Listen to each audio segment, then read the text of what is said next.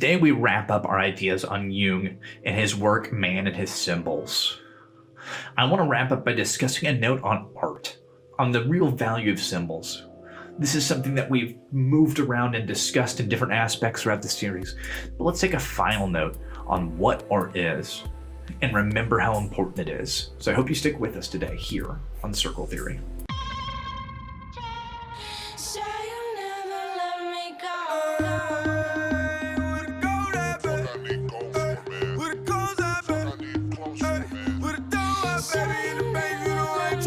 Thanks for sticking with us. If you enjoy this content, please like, subscribe, share, Twitter, all of that. It really helps a lot, and I appreciate it. So let's hop in. The Jungians say, it is now realized that a state of schizophrenia and the artistic vision are not mutually exclusive.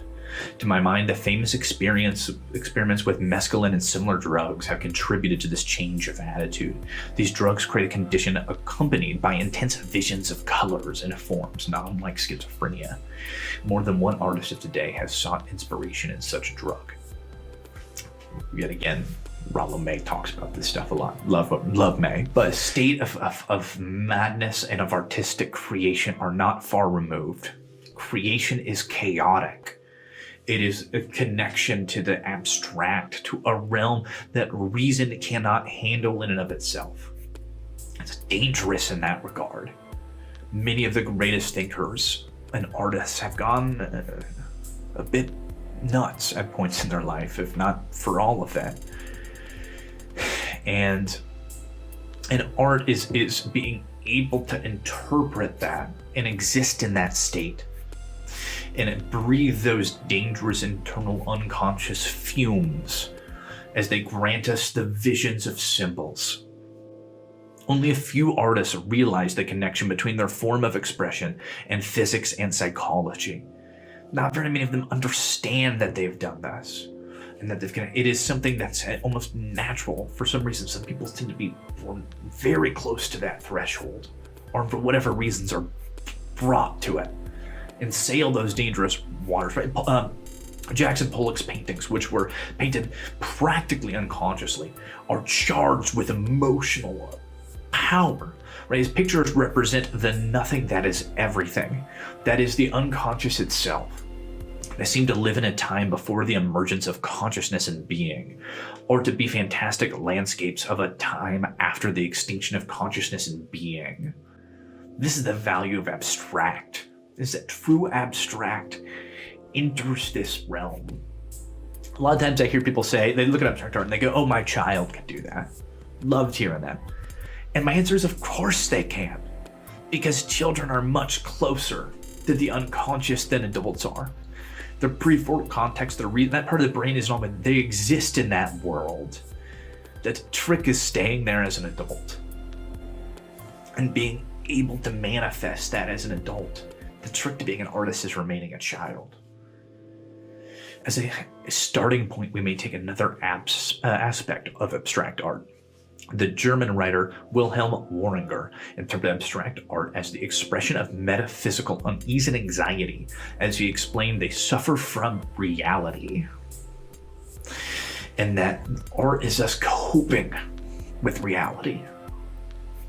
What in fact artists now have at heart is a conscious reunion of their own inward reality with the reality of the world of nature, or in the last resort, a new union of body and soul, matter and spirit. That is their way to the reconquest of the weight as human beings.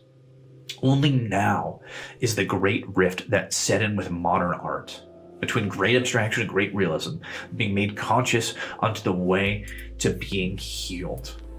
Right? We understand art therapy as a value now. We understand its meaning and purpose. Art is our chance to freely express ourselves and to explore our unconscious and play with those dangerous waters of the full psyche. Of course, this does not mean that the special features of art and literature can be understood only from an archetypal foundation, right? The Witcher has a lot of philosophy in it. These fields all have their own laws of activity. Like all really creative achievements, they cannot ultimately be rationally explained.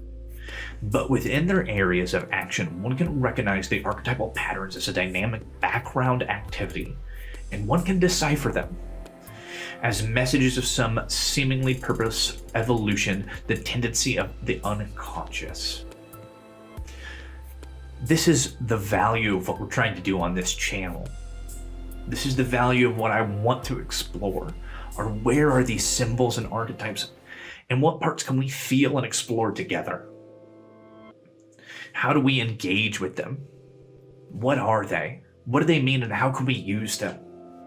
So I hope to connect you in this and all of the other series we're doing. I hope you stick around and subscribe, and I hope you share your ideas. I want to hear about art for you, about the symbols that have meaning in your life.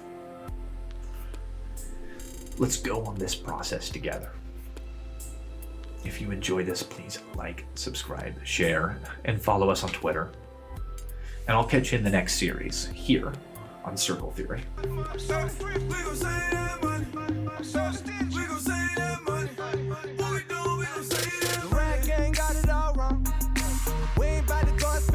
Just to flex on them, we ain't really got it like ya. I'm a type of motherfucker that'll check the check through the math.